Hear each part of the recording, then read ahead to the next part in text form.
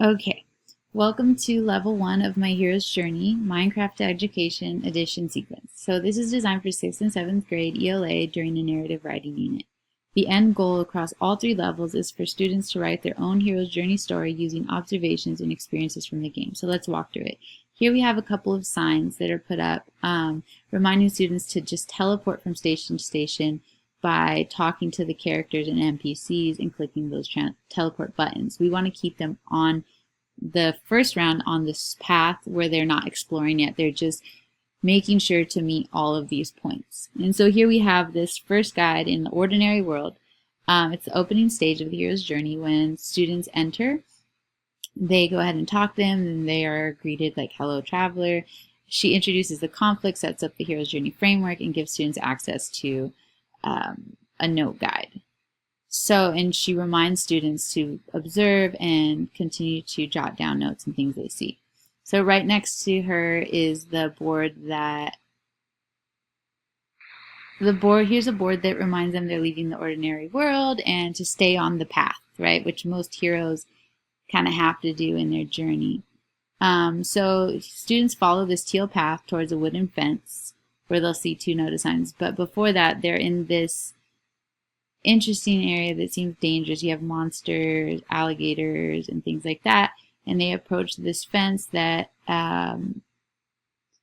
is the threshold. It's the line between the ordinary world and the unknown. So in the hero's journey, crossing the threshold is the moment everything changes, where students literally walk up to it and decide whether or not they're going to move forward. And if they do, they are told to record their observations. So level 1 is intentionally simple, low stakes and clear navigation, one main task to observe, document, and get ready. The NPC does the instructional heavy lifting. The board scaffolds the thinking, and the reflection forms capture the learning, and the fence makes the narrative structure visible in a way that no diagram on a whiteboard ever could. The key pedagogical move in level 1 is student engagement. Students are the hero of the story before they ever pick up a pencil, and when students are emotionally invested in a narrative context, they bring that energy to their writing. That's what level 1 is designed to create. So here's another board where we read, "You've crossed the threshold, good job, climb up to meet your guide, a mentor who holds the key to your quest." So they've actually crossed through the threshold, they've walked the path, and they're going to meet their first guide, their first mentor that's going to kind of lead them into level 2. So level 1 again was pretty low stakes, pretty straightforward. Here they meet the next NPC who's going to tell them a little bit about what's going on in this world. So they get more information by talking to this NPC. So what this is meant to do in my hero's journey level for level 1 is it's meant to give them some sort of context of what's going on around them while thinking like, I'm the hero and I'm on this journey. I'm going to meet people, some good, some helpful, some not helpful. And there's obviously conflict going on. So that NPC gives a little bit of background and tells us to look down and kind of gives us the encouragement to explore. As you can see, this world was built. I took this world from the Minecraft Worlds library. So it's an awesome world.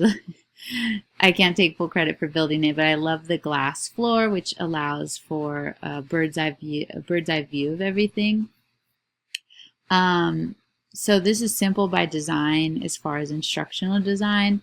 And just the reasons that I put the signs in the areas they were. And there's nothing better than trying to teach a hero's journey than immersing the student directly in the world.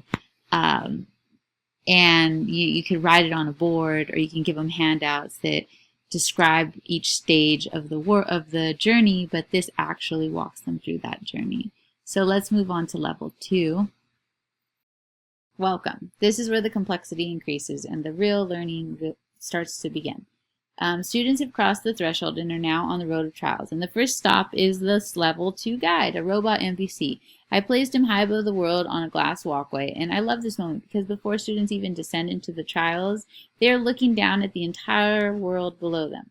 The desert village, the waterways, the surrounding biomes, all of it is visible. That aerial perspective is a systems thinking activity. Students are seeing the world as a connected system before they engage with the complex inside. So here we have the level 2 guide giving students their mission, right? Get your quest reflection form. Observe what is happening in the village below and document both conflicts before you advance. Then he sends them down. So here I'm going to go ahead and show you what the quest reflection form would look like for a student. So they would click the button and it takes them to this Google template, which they'd make a copy of. And in it, there's different sections or different levels, different stages of the hero's journey. So we have the starting area, so they'd maybe go back and put some notes in from what they saw in level 1, the ordinary world and the call. Then we have meeting the mentor, which is the scientist tower and the oracle. So ask them some questions there as well. So first they'll describe the ordinary world they started in. What was your call adventure? Who or what called you to leave the ordinary world? How did it feel to cross that threshold? Did the area feel safe? What did they see? What changed? And then the section 2 where we are now is meeting the mentor. So who is the mentor?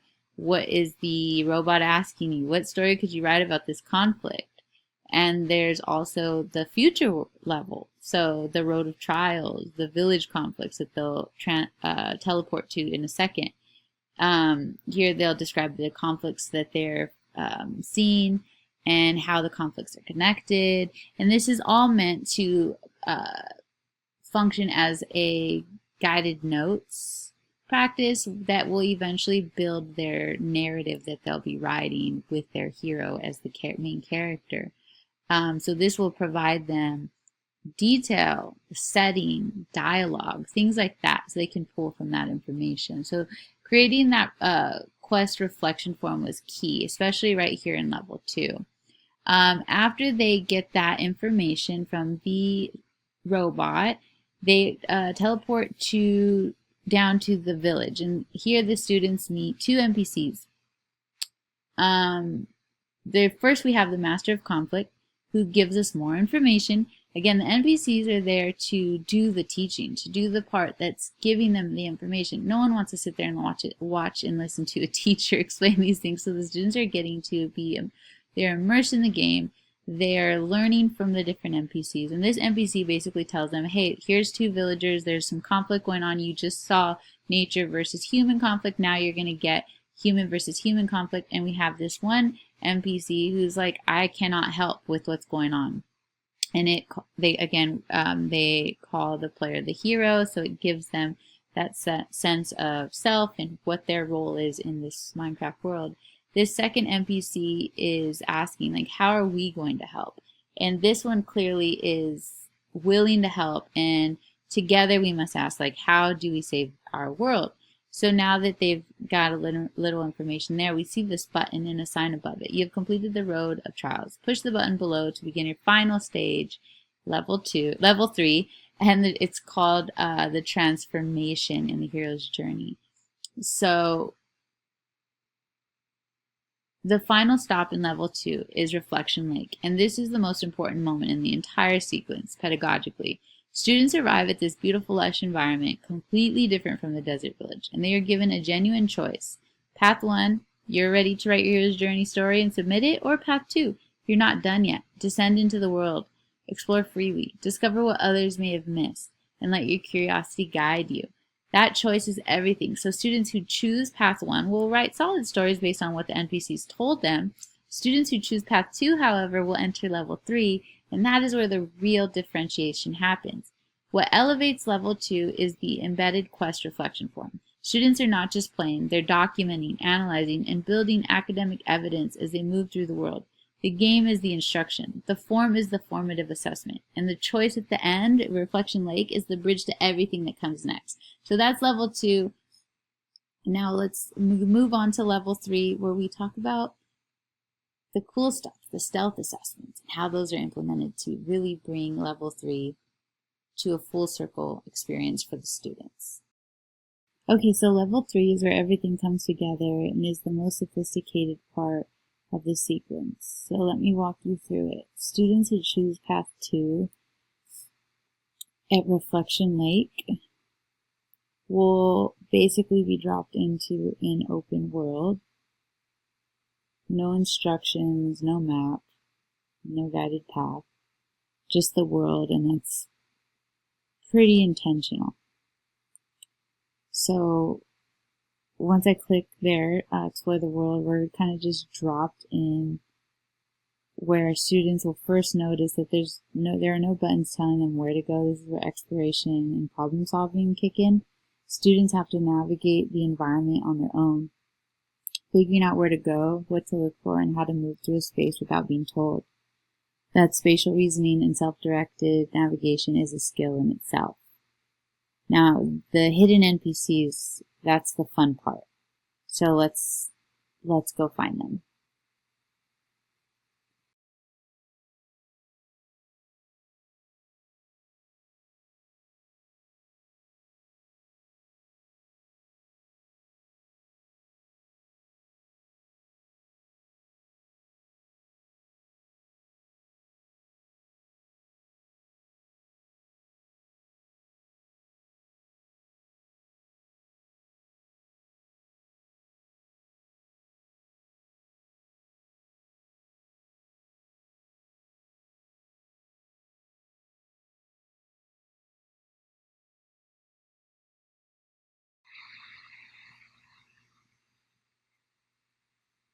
So since there's no signs pointing them, no arrows or anything, students have to explore to find them.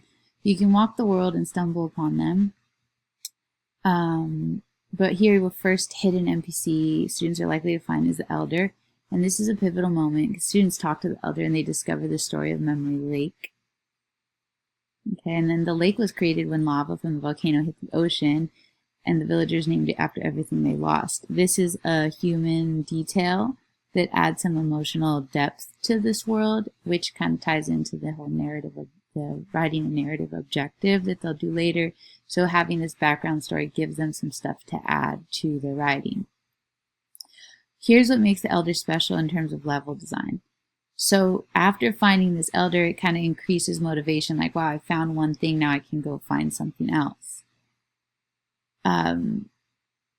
So the student will more than likely continue to explore, look at cool doors, walk around, look in here, and find that, okay, there's not much in here but a bed, but it gives some information like, okay, villagers are probably living in this area. So I feel like at this point of the productive struggle happens where players will then just resort to flying over. And then once they fly over, maybe they'll go back to something. My intention is that they'll go back to a place that had something that they saw earlier or wanted to go look deeper. So we go back to the villagers that were in conflict.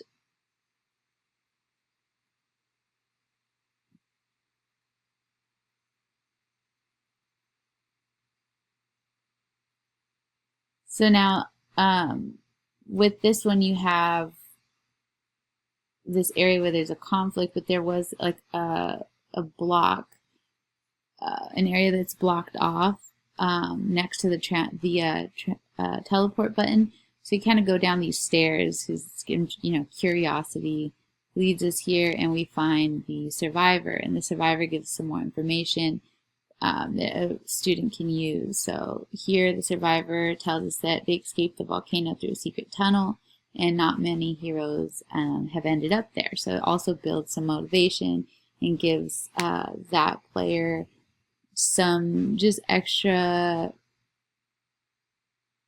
like an extra push to go continue to find another hidden NPC.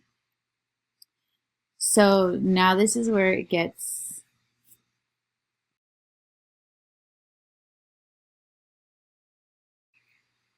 interesting. So the players found 2 hidden NPCs and will continue walking around and then stumble upon this sign. This sign says, okay, you're level 3, this is the return. There are no buttons here, no guides, no tasks, just the world. So it gives direction. It kind of gives a little bit of background to why they're finding these hidden characters and the reason behind it. Well, you're going to use these stories and tie them into your own writing, your own hero's journey writing. And then after reading that sign, we know that there's one more. So kind of just go, we've seen the river, the guy by the volcano, we've seen the one hidden underground, and then maybe let's go check in the mountains where all the trees are. And here we go. So we have this last hidden NPC that is going to give us the last part of our story. This is the Wanderer. And the Wanderer is tucked away in the trees at the edge of the world, and finding her requires students to look up and move away from the main path entirely. Her perspective from the trees gives students a view of the whole world, the destroyed village, the survivors that are arguing below, and the path that heroes take through this world. She ends with, most never look up, and you did, so add that to your story. Now students have found all 3 hidden NPCs. Each one holds exclusive story details that Path 1 students will never have received. And here's where the stealth assessment comes in.